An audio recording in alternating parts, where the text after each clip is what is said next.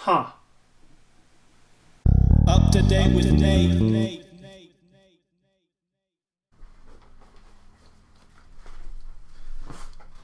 Okay, that's better.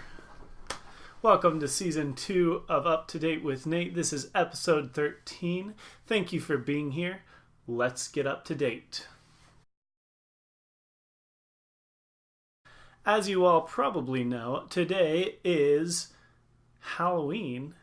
I don't want to quite talk about it yet, so I'm going to talk about my week first. Here goes nothing.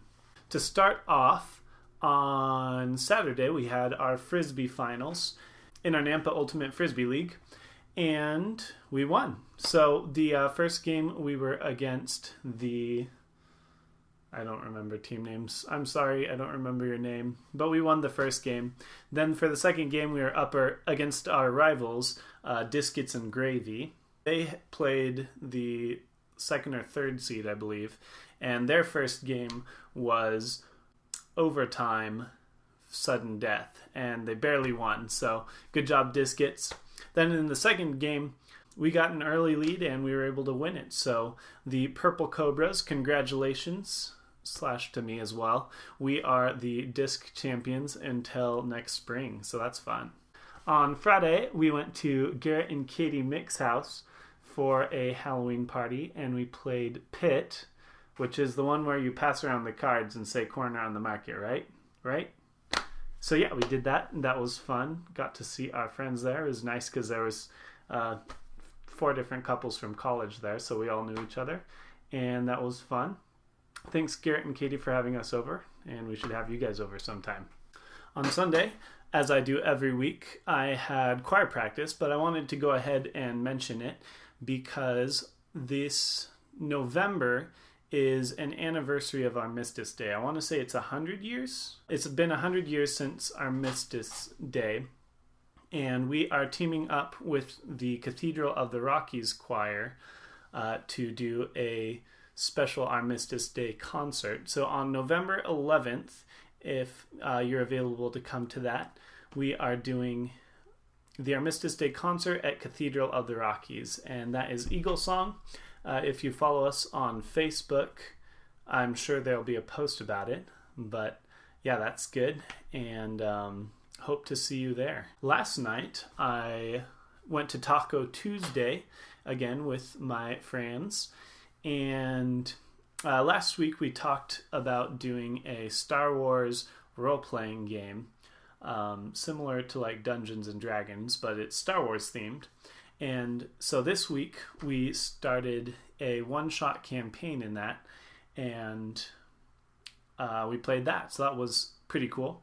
I didn't choose a character. I had David go ahead and make one for me. He just had pre-made characters, but I was a orange female Twi'lek, and I had an Australian accent, and I said things like, obviously, all the time, but I was the captain of the ship, so all the other players had to listen to me, obviously, and I was the most important one, so there you go. So that was a lot of fun, and we are hopefully going to finish that next week. Our event was taking place on Hoth, and it kind of had a spooky Halloween theme, but yeah, hopefully we'll finish that, and I'll let you guys know how that turns out. So as you all know, today is Halloween, and let me tell you about Halloween. So as you can see, I am dressed up.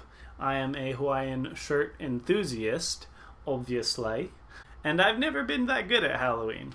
I think I may have said that at the beginning of October in a previous episode of Up to Date with Nate. But if you know me, you know that Halloween is just, I'm not very good at it. I never spend money on Halloween, and I never really think about my costume ahead of time. So, that being said, I'm kind of like the guy who goes into my closet, sees what I have, and makes something work. So I think as a kid, We had some dress-up clothes, but I remember being a mad scientist once with the glasses and the nose and the mustache. That was a thing. Ninja was a common one, because bathrobes, obviously. And let's see what else. Jedi was a pretty common dressing up. I always had a lightsaber on hand, and so Jedi is pretty easy, actually.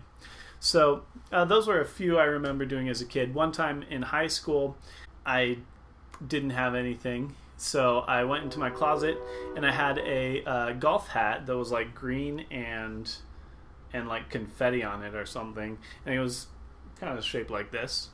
And then I grabbed a pink tie that was a clip-on that I had for some reason, and I went as a guy wearing a green hat and a pink tie.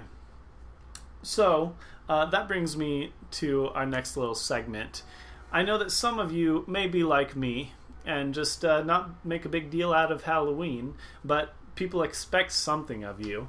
So I have come up with several very easy Halloween costumes requiring maybe 2 items, generally just one, that you can just find around the house. So without further ado, here are my mundane Halloween costumes. Pickleball player, frisbee thrower, gamer, eclipse viewer, Bible reader, podcaster, composer, candy cane licker, fisherman, man wearing tie. Are you Indiana Jones? Fisherman advanced, photographer, swimmer, puzzler, pyromaniac, toaster, chorister, maraca, Samuel L. Jackson, man wearing Hawaiian shirt, a classic. I hope I gave you some ideas for your Halloween costumes, and if you take any of those up or create your own, please tweet those at me with hashtag Mundane Halloween. If you're at the office or somewhere else and just going about life, tweet those at me too, Mundane Halloween. And I'd love to see how those are going for you. I've already posted one Mundane Halloween picture today and planning on a couple more, but if you use that hashtag, I'd love to see what you guys are up to as well. And with that, I think we are ready to go to the Any Music update. This week I have been working on a brand new Christmas song. Last week I mentioned that I had the idea for it, and this week it is written and I am currently working on arranging it. The new song is called See the King, and it is written from the perspective of the wise men searching through scripture to see the evidence of the Messiah. So I'm pretty excited about this, and I hope it'll be a good Christmas song that has the potential to speak to some people. So I'm excited to share that with you once it's completed, and I'll let you know when it is published. And actually, that's about it for Any Music this week. I think on Friday I'm going to go help Kyle put some sheetrock up in his music studio that he's building. So we're kind of on hold there, but hopefully this coming week we'll start jumping back into getting some recording going, which would be good. So thank you for your patience, as this is kind of a longer process than I was expecting, but we're going to get it done, so that'll be good. Let's go to our question of the week. So for my question of the week today, let's see, I have 2 different questions. First, if you wear a Halloween costume on Halloween and you want to send that to me, do it. I'd love to see what you guys come up with, especially if it's a mundane Halloween costume, as I myself am prone to partake in. If you send those to me, be sure to give permission to put them on the episode next week, and I will be happy to share those. My second question Since I am currently writing a Christmas song, and today is Halloween, my question for you guys is how early do you listen to Christmas music? Another way to say it is how soon is too soon to put on the Christmas music? I'd love to know your thoughts on this contentious subject. So leave a comment below. Let me know when you start listening to Christmas music. And I haven't forgotten that we have a few leaf crunching videos. I believe Kirsten, Cassie, and my mom all sent in videos. And so here those are, some leaf crunching. And I also made one today.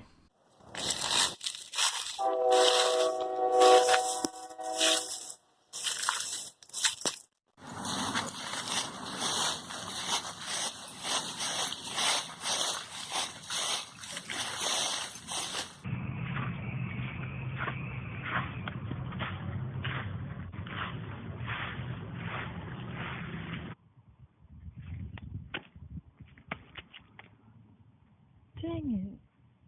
So it turns out I was like a week too soon for the leaf crunching last week, and like all of the leaves on the trees fell down this week. So that about wraps it up for our episode today. Bonus question. If you can guess what my alternate costume during this episode was, please comment that below and you'll get bonus points. With that, I'm glad you guys tuned in today. Please share this video. Let me know what you think. Tell me I'm great. Tell me I'm lousy. I don't know. Whatever. In any case, you guys stay steadfast and have a great day.